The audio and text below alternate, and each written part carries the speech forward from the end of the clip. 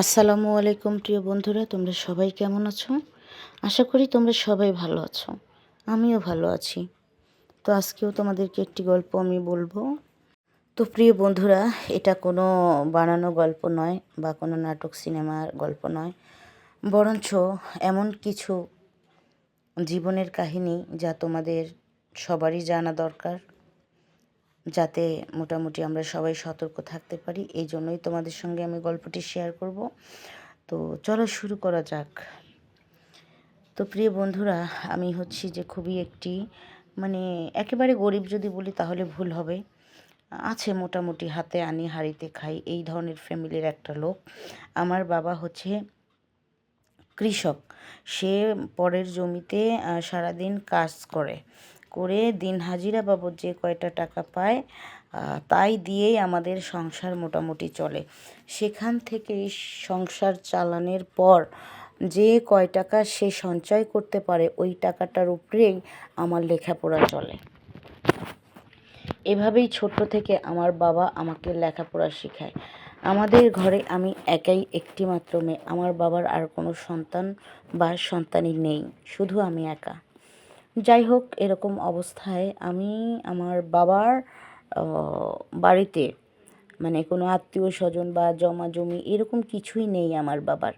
আমার বাবাও বিয়ে করার পর থেকে আমার নানুর বাড়িতে থাকে, এখানেই তাকে থাকতে দেওয়া হয়েছে। আমার নানা ভাই হচ্ছে একটা জায়গা দিয়েছে আমার মাকে।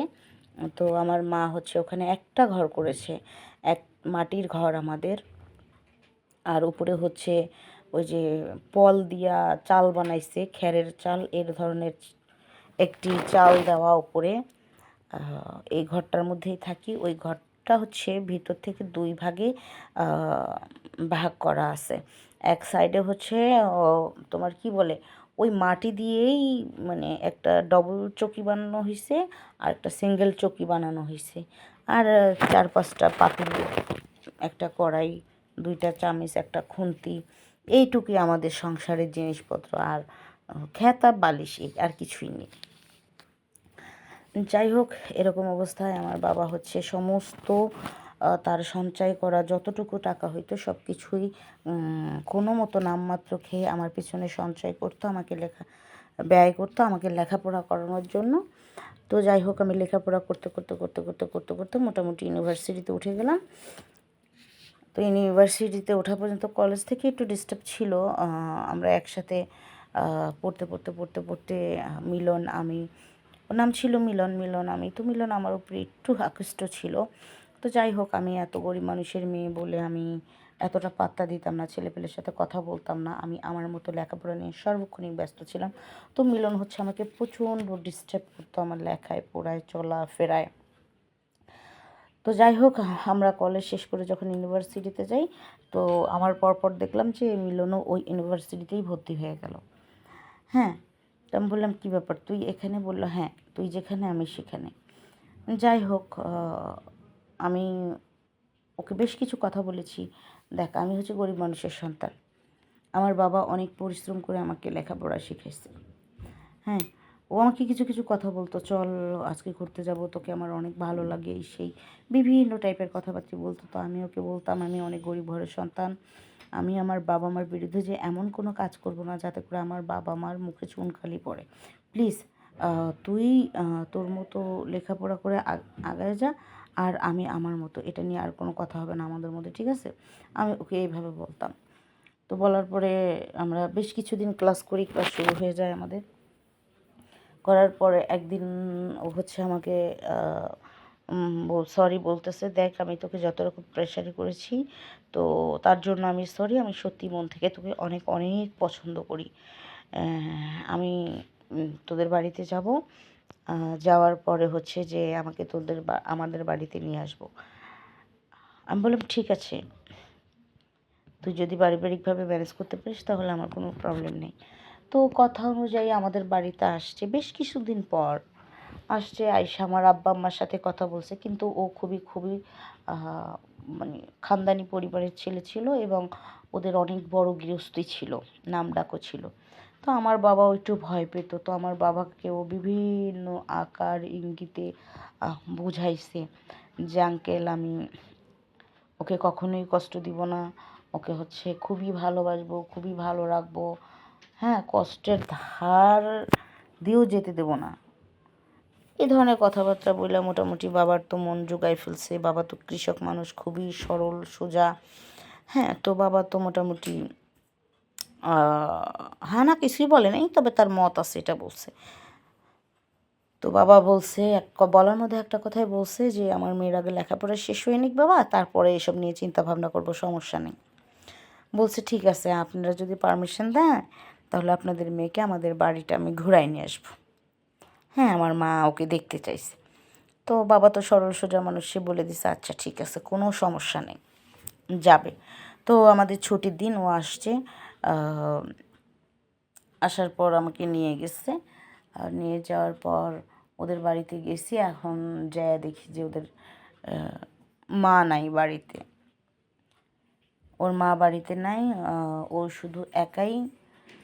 প্রথমে যখন আমাকে বাড়িতে নিয়ে গেল তখন শুধু একাই ছিল। তো বলতেছে বাড়িটা ঘুরে ঘুরে দেখো তোমার কেমন লাগে। তো আমি ঘুরে ঘুরে পুরো বাড়িটাই দেখছি। হ্যাঁ, খুব সুন্দর বাড়ি। ওদের ছিল পুরো মানে 3 তলা একটা বাড়ি, অনেক সুন্দর, গ্রামের মধ্যে। তো ওরা ওদের বাংলো বাড়িতেই থাকতেন। 3 তলা একটা ডুপ্লেক্স বাংলো বাড়ি, এই বাড়িতেই হচ্ছে ওরা থাকতো। তো ওদের হচ্ছে খুব সুন্দর পরিবেশ। আমি দেখে মনে মনে ভাবতেছি যে আসলে ওদের লেভেলটা কি, আমাদের লেভেলটা কি, এই বাড়িতে আমি আসবো প্রতিনিয়ত, না জানি আমাকে কতই না খোঁটা শুনতে হবে, আমি এসব ভাবছিলাম। তো ঘুরে ঘুরে ঘুরে ঘুরে দেখছি, দেখার পর তো ও কিছুক্ষণ মানে 5 মিনিটের মধ্যেই বলতেছে শোনো তোমাকে আমি চমৎকার একটা জিনিস দেখাবো, এই কথা বলে আমাকে নিয়ে গেল ভিতরে। তো সেখানে আমি যেয়ে দেখি আরও 3জন ছেলে আছে। হ্যাঁ, নিয়ে যাওয়ার সাথে সাথে আমার মুখ বেঁধে ফেললো, হাত বেঁধে ফেললো। তারপরে ওই ও সহ 4জন মিলে আমাকে, মানে কি বলবো তোমাদের, বলার কোনো ভাষাই নেই আমার মুখে। একের পর এক 4জন মিলে আমাকে কন্টিনিউ আমার শরীরটাকে ওরা ছিন্ন বিচ্ছিন্ন করে তিল তিল করে মানে বিষাক্ত কোনো কীটের মতো ছিঁড়ে ছিঁড়ে খাচ্ছিল। ঠিক আছে, বলে বোঝাতে পারবো না। আসলে সর্বশেষ আমি ওকে জিজ্ঞাসা করছিলাম, যদিও আমার হাঁটা চলার অবস্থা ছিল না, আমি ওকে জিজ্ঞাসা করছিলাম যে আচ্ছা তুই যে আমার সাথে এটা করলি, কী শত্রুতা ছিল আমার সাথে তোর? ও বললো ওই যে আমি যে ওকে সবসময় ইগনোর করতাম, যার কারণে ওইটা আমার সাথে করছে। তারপরে আমি অনেক গরিব ঘরের সন্তান, আমার বাবা কেস মামলা করবে বা এই ধরনের ঘটনা শুনলে আমার বাবা নিজেই মারা যাবে, এই ভেবে আমি বাবাকে বলিনি। আমি একা একাই আমাদের ওখানে নারী কল্যাণ সমিতি ছিল, ওখানে যোগাযোগ করি। ওই অবস্থায় ওখানে যাই, যাওয়ার পরে হচ্ছে ওরা আমার বিভিন্ন টেস্ট করার পরে ওরা নিজেরাই হচ্ছে যে মামলা টামলা সব কিছু ফাইল করে ওদেরকে 4জনকে ধরেই হচ্ছে যাবজ্জীবন কারাদণ্ড দিয়ে দেন। পরে যদিও বিষয়টা ফ্লাশ হয়েছে, আর ফ্লাশ হওয়ার কারণে আজ পর্যন্ত আমি আর লজ্জায় ঘৃণায় বিয়ে করে নিজের লাইফকে সেটেল করতে পারিনি। তো এই ঘটনাটা তোমাদের মাঝে তুলে ধরার একটাই কারণ, আসলে যে যত বিশ্বাস্তই হোক, গার্ডিয়ান ছাড়া আমাদের মেয়েদের না কোথাও যাওয়াই উচিত নয়, তাই শেয়ার করলাম। ভালো লাগলে লাইক করো, কমেন্ট করো, শেয়ার করো, সাবস্ক্রাইব করতে ভুলো না, পাশে থেকো। ধন্যবাদ। আসসালামু আলাইকুম, আল্লাহ হাফিজ।